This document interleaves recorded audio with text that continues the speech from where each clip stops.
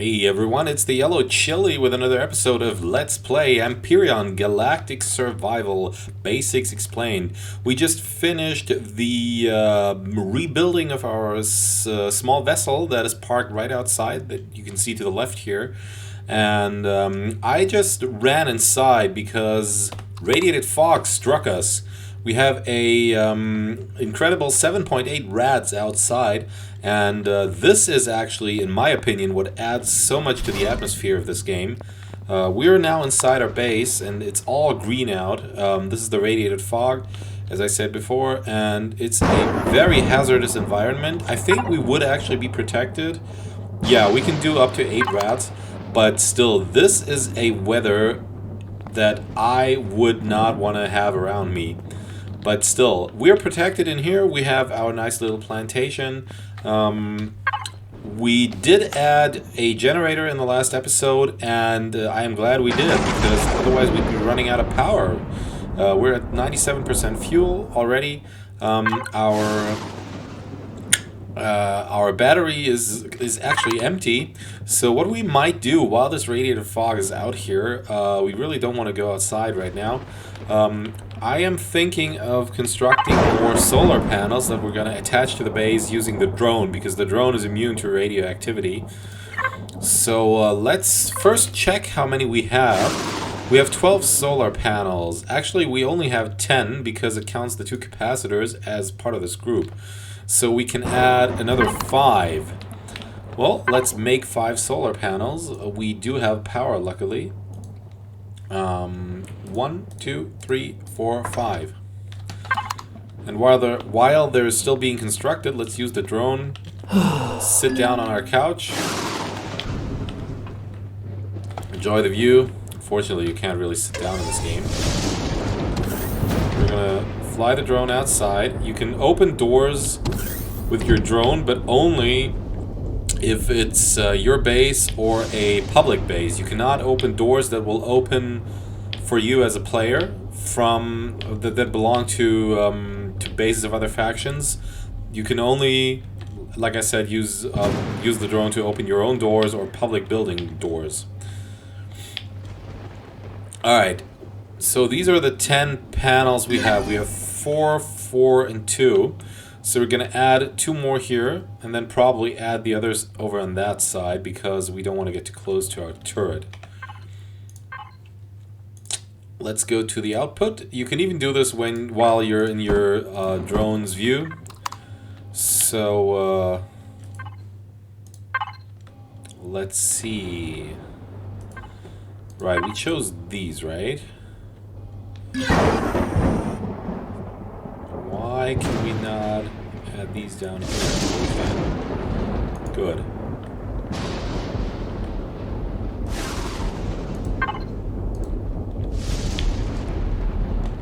Alright. I'm losing contact to my drone. Okay. Well, in that case, let's move over here.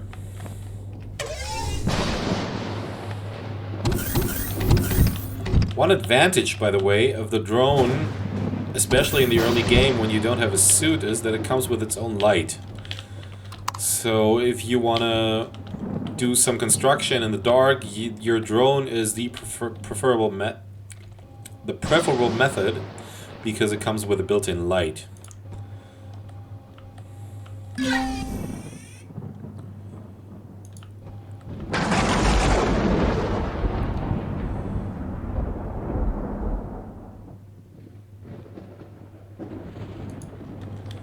Okay, now we are at our maximum of 15 solar panels. I think I mentioned this earlier. You cannot add more than 15 solar panels to a base. Which means, if you're in multiplayer and have a lot of people using one base, you're going to want to have more than one constructor. You're going to want to have probably a furnace or even 2.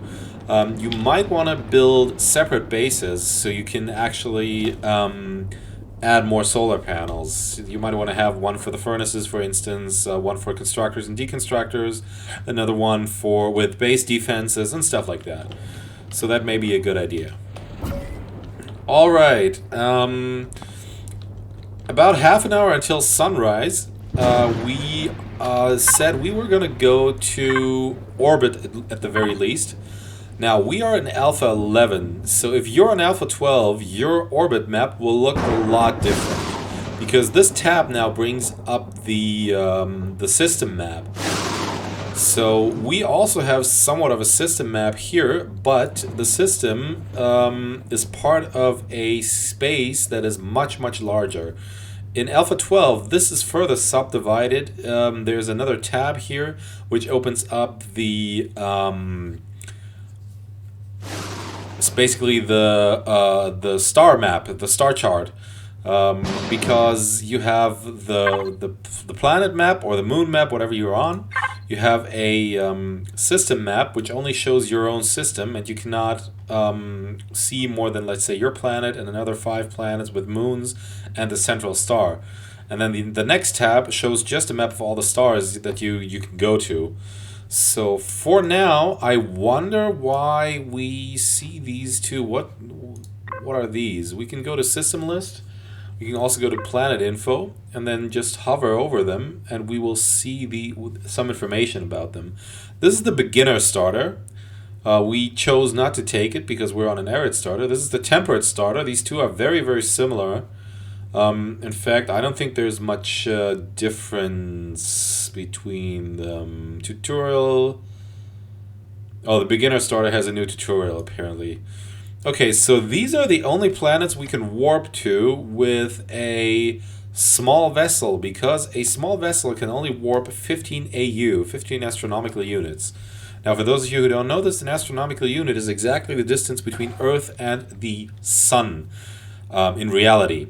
So 15 astronomical units is quite a lot. I'm not sure what the distances of other planets are, but 15 astronomical units is probably, I guess, close to Jupiter, maybe?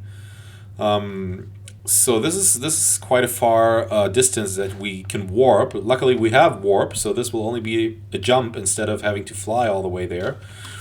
And the radiated fog is dissipating right now, which you can see if you take a look at the number, at the radiation number. It's 5.3 and decreasing 5.2. So radiated fog is going away. Now we should make sure we are topped up on food. What do we have in our inventory? We still have some canned vegetables, which is quite nice because they won't go bad. We also have an emergency ration. We're going to pack that up. We're going to eat some steaks. And we are basically done. We definitely need some cobalt. Now, I don't think... Our moon has cobalt. Well, then actually that is going to be the first target. You have to keep in mind, though, that moons usually have Zirax buildings, and a lot of them. So you're going to want to make sure you are equipped with weapons, potentially a shield. We don't have a shield here, but we have 4 miniguns, or Gatling guns. So at least we'll be able to take out drones that may hover over resources. I will show you in a little bit what they do and how they act, and they're not too hard to kill. You just want to be prepared.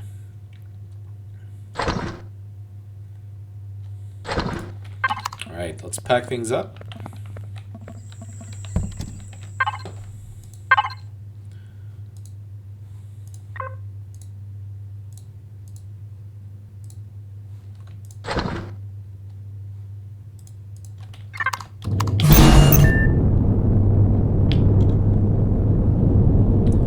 In order to go to your planet's orbit, you basically just take off and keep going up, just as in real life.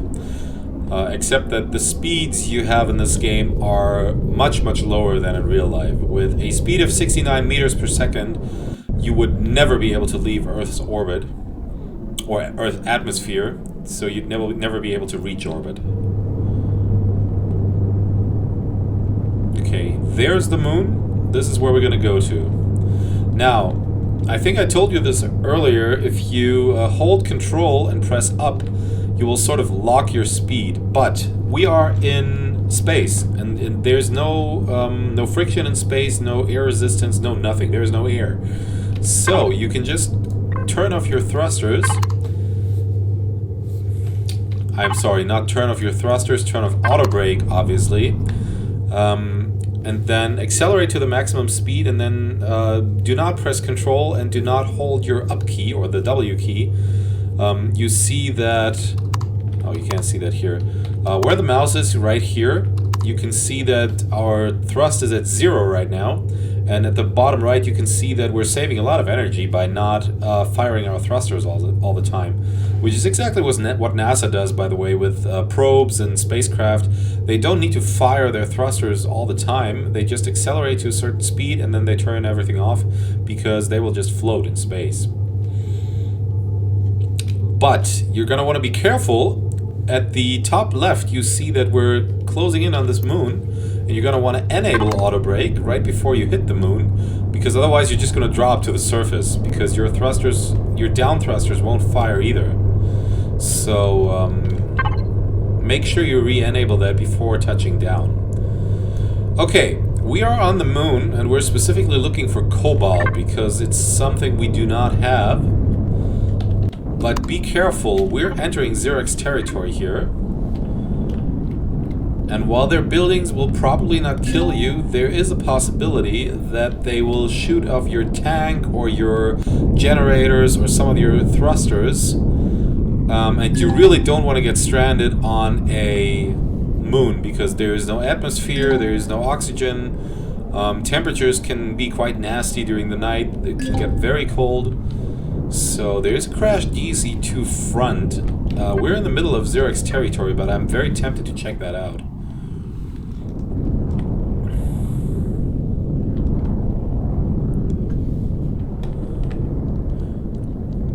Also, important information, if you don't have pentaxid on your planet's surface, there is pentaxid on every moon I have seen in this game. It may not be a lot, but there is pentaxid on every moon, which is very, very useful, and which makes sense because otherwise you might just get stuck in a system that is very hostile. So you're supposed to have the possibility of gathering pentaxid at all times. So there's, in every system there is a pentaxid moon. Are you coming at me, or are you just hovering there?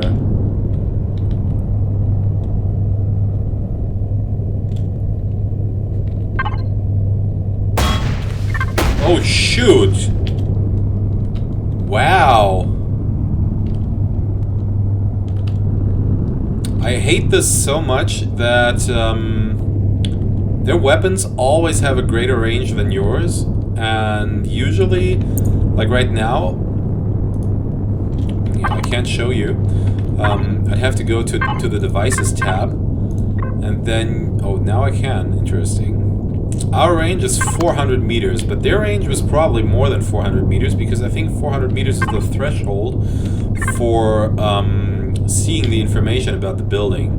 And since we couldn't see it before, I think their weapons have a greater range than 400 meters. Did we lose anything? No, it doesn't look like it. It just looks like we have some dents in our hull. Okay, let's take revenge. It wasn't the drone that was shooting at us, but let's take it down anyways. But it is not coming at us, is it? Okay. Alright, so first of all, we're going to repair the damage.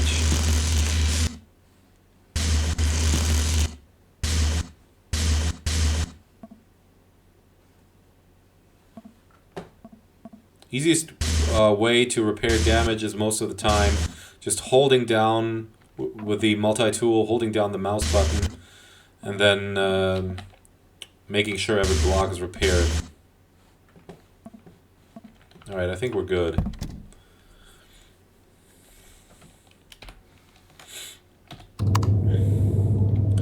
Unfortunately, this is one of the rather uninteresting POIs because I don't think it has thrusters. It has a couple of okay resources, but we don't actually need this stuff. Here's another Zirax building, and after our experience with the last one, I'm not so keen on making contact with that one as well.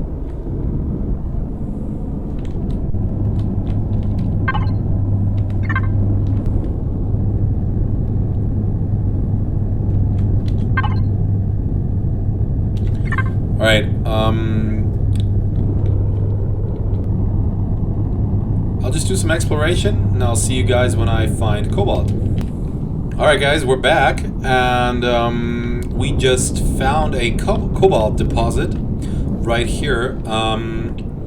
Something I would like to add is, if you are on Alpha 12 experimental, or if you watch this video after Alpha 12 has been released, you will notice I do not have a detector on this ship. That is because it had virtually no function before Alpha 12. You would just discover resources by flying over them closely enough, and having the detector on an SV didn't make any sort of difference. It does now, so please do not design a ship without a detector, because it'll be kind of useless for discovering resources. But this is the reason I don't have one. Another tip: if you exit the cockpit in any ship and then just turn off the thrusters, the ship will remain in the position that you leave it. So it won't drop down. You can just stand on it even if you're, let's say, a couple of feet above the ground. So it won't be any problem until you turn off the ship completely. If you do that, the ship will slide down this hill. And this also happens when you don't have any more fuel in your fuel tanks. Okay, we did make a drill earlier. In order to access a resource, just dig down. And if you have this tool, which is an ore scanner, you will see these resources even though they're not uncovered. You will see their sort of the surrounding blue frame around them. So you don't need to just dig and look for them. You can just you will see them and you know where to look. What I totally forgot is you need to connect to the container, because if you do not have a container connected, you can only pick up as many an amount of resources that can fit in your inventory. And as we've seen in the past, our inventory is quite small. So connecting a container is almost always advised.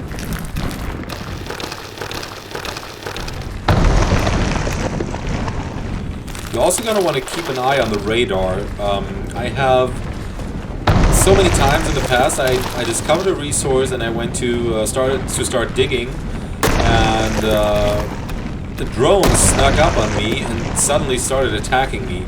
And I've also died a few times, not in this playthrough, but I've died a few times doing that, because usually the moment they start shooting at you, you don't realize immediately what's going on, because you can't hear that, because you have the sounds of your drone down here, but you will suddenly start seeing bloodstains on your screen because the drone attacks you.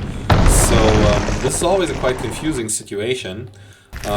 Just keep an eye on the radar at the top right, and you'll be prepared for surprises. Okay, I think this is it. You'll know a resource is depleted when the text disappears. The moment you no longer see, okay, Cobalt deposit or any other deposit, then that means you have completely depleted it and there's nothing left to farm up. Alright. We're again entering Zirax territory. Oh yeah, we've been here before. This is the crashed ship we checked out earlier. And I am tempted to check for a Promethium or Pentaxid deposit. Not because we desperately need them, but because it's nice to have them. Wow, and this moon is really small.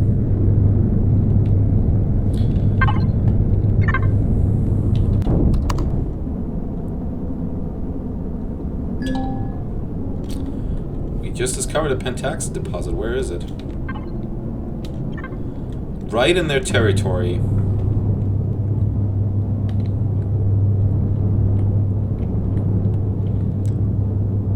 Are we feeling like we want to try our luck here? We might.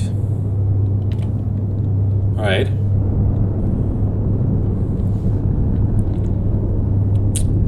Just in case this goes all wrong, I created a save game.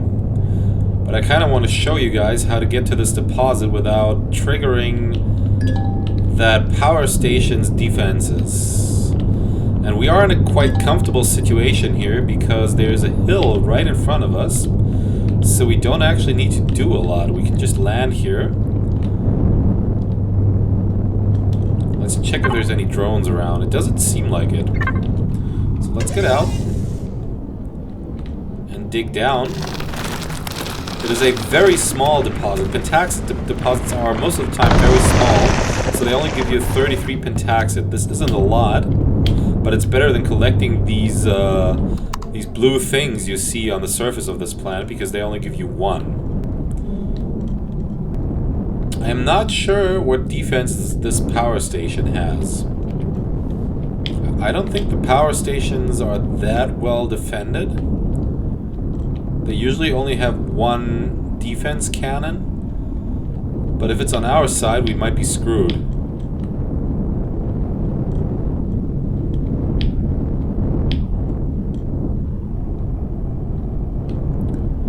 There doesn't appear to be any sort of defense here. Oh, there it is, see? There's... Whoa, whoa, whoa, whoa, whoa, what was that? What the hell? Oh, there's somebody standing in front of the door. Hey guys, thanks for welcoming me. I didn't deserve that. Ow. Screw you too, buddy.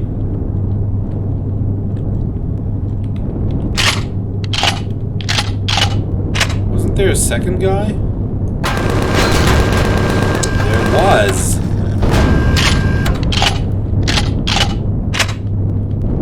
We're gonna have to repair our ship. There's one more hit and we're gonna be dead. Glad we added an armored cockpit because that really saved our butt here. I think the regular cockpit would have probably given up on us.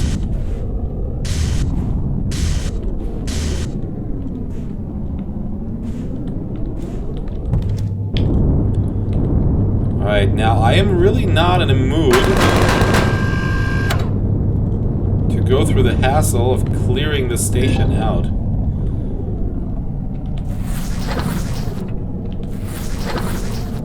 So we might just take a shot.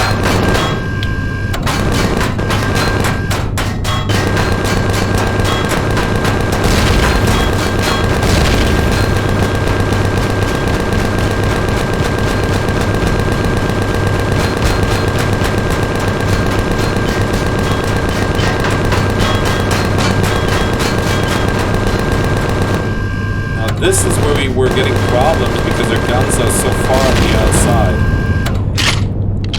But we just hit the core. Now this is good news because it means that all the spawners in the station are now disabled and we won't have to face many soldiers. So let's land here, turn this off. Actually no, let's land on top of it because then we can loot everything. And you will notice that you've destroyed the core if your vessel starts docking to a building that is actually not yours.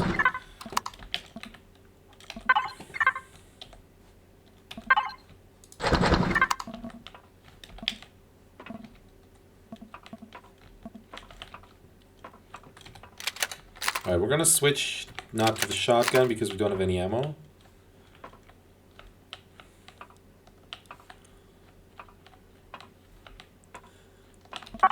Now, there shouldn't be any resistance in here, but sometimes the Zirax have robots. And these robots are quite dangerous if you're unprepared.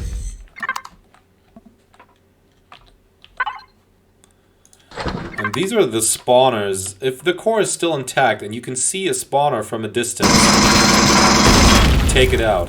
Because then that way you will be able to prevent spawning of units.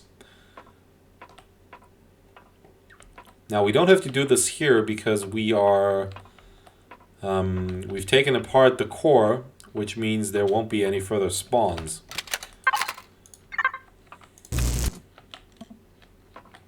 Oh, this gives us glass and hardened steel. That's not too bad.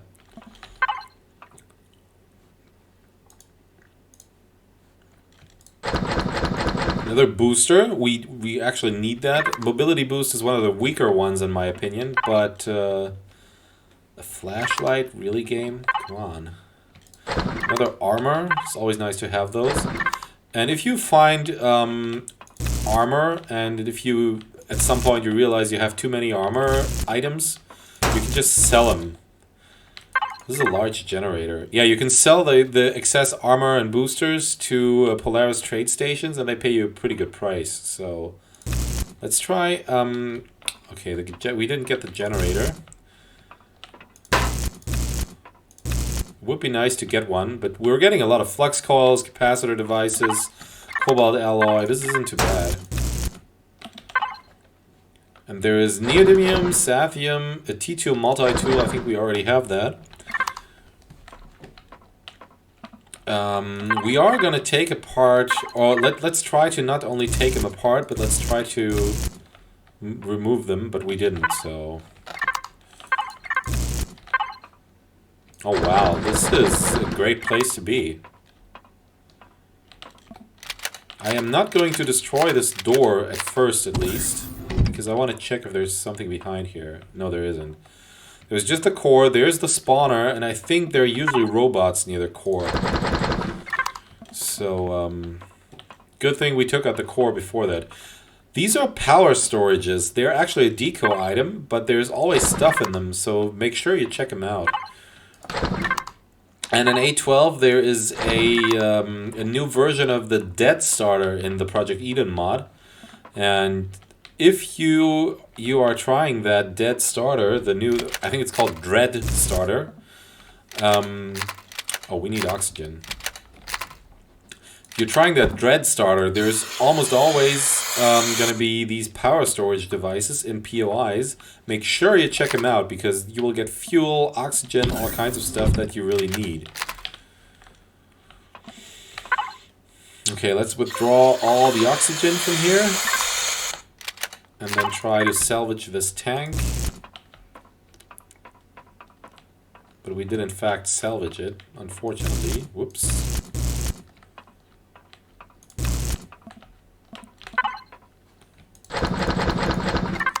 I wonder if we're going to be able to take off, because we're going to be heavy.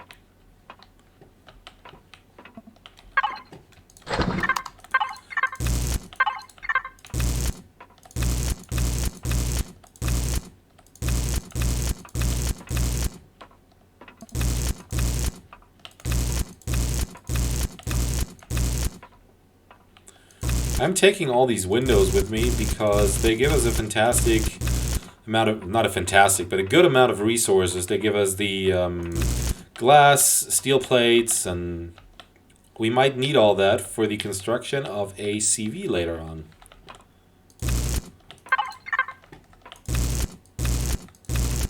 Oh, those are just blocks.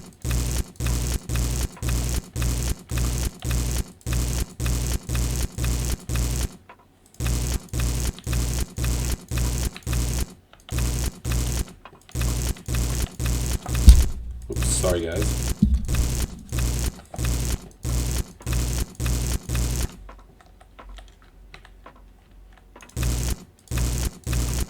It's interesting that the spawn pad only gives wood planks. I would probably assume this is a highly equipped or highly developed piece of technology that would give you all sorts of cool stuff, but it doesn't. It's only wood planks.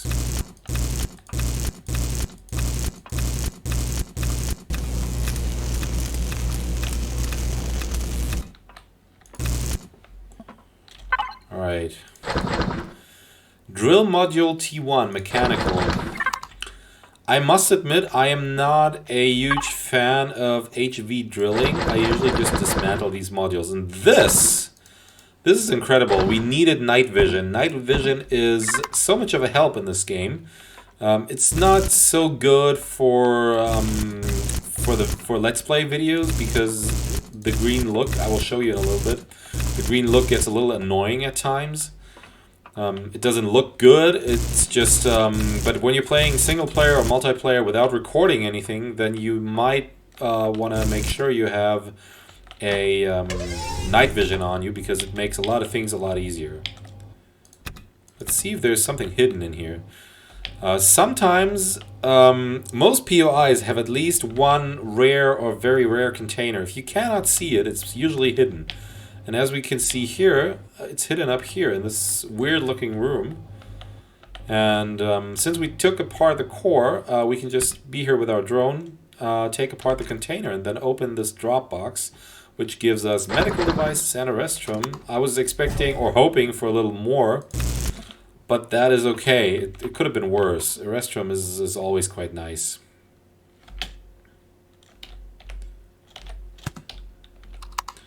I forgot we didn't have the jetpack enabled. This is something that really sort of freaks me out every time the game disables the jetpack whenever you enter another play field. So regardless of whether you leave a planet or you enter a planet, your jetpack will be disabled. So I've jumped down buildings like this one and broken a leg or even more, just because I forgot my jetpack was not enabled and I was expecting it to be enabled. So we're going to want to take a look at this gun. I think in Alpha 12 you can actually retrieve them with the retrieve block option of the multi-tool, but here this will turn into a projectile turret, so it'll be really worthless because we have 4 of those. So we might as well salvage it for the components. Also, in Alpha 12, I think when you take over a POI like this, you put in your own core and you take it over, you will be able to use those plasma cannons. In Alpha 11, this is not possible. These plasma cannons do not use an ammo box, and you cannot make ammo for them, so they are in fact just useless. But in Alpha 12, I believe that has changed. I haven't tried it myself, but I've seen other Let's Plays where people have successfully attempted this. And right now I am sort of inclined to deconstruct the top part of this building because it's going to give us a lot of cool resources. So let's salvage all of this. Actually, we can use the retrieve blocks function, because if and when we're going to build a CV, we might use these blocks anyways. Whoa, the whole thing's crashing already, but I can't see where. Is it here? Oh yeah, this. I think I showed you this earlier. The moment you get to a point where the structural integrity of a building gets too low, e.g. here, this part is already at its peak. Like if you remove a supporting block for this part of the building, it will collapse. Supporting blocks can be basically any block. For instance, this container, this holographic screen, and this light up here, they are supporting blocks because they are actually on top of each other, although they're not visible, but they occupy the blocks directly on top of each other. So removing these will remove some of the structural integrity. Apparently it's not enough yet, but I'm 100% sure removing more up here will make this building collapse. Maybe it won't. I don't know if I mentioned this earlier, but structural integrity is sometimes very buggy. And I think what's holding this building is this light. Lights are always, well, let's say interesting for structural integrity. It's not the light, apparently. That's weird. Okay. Well, there's another light. Wasn't that either. Well, let's deconstruct the rest.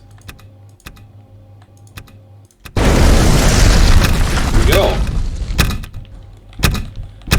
When building your own base, it sometimes does not hurt to take a look at the structural integrity. This doesn't only work for POIs, it also works for your own base. Just check it sometimes, and once something turns dark green or sort of green reddish, you know you should probably add some supporting blocks to that. This is accessed via the N menu again. So usually what we've been using is the symmetry plane, but then when you go to debug, you will see these options. You can also check for oxygen. I think we did this earlier when we pressurized our base. And what is going on in the background? Looks like stuff is flickering here. Okay, I'm just not going to ask any questions like that.